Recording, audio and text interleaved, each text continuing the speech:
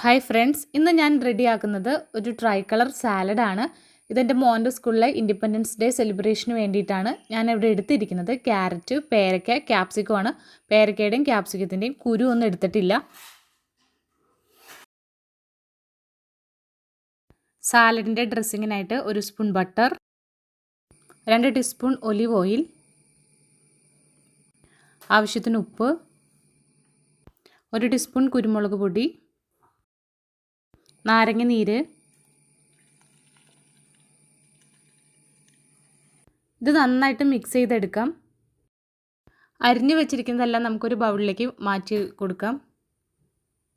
ഞാനിതിലേക്ക് 1 ടീസ്പൂൺ ഹണിയും കൂടി ചേർത്തിട്ടുണ്ടായിരുന്നു കേട്ടോ.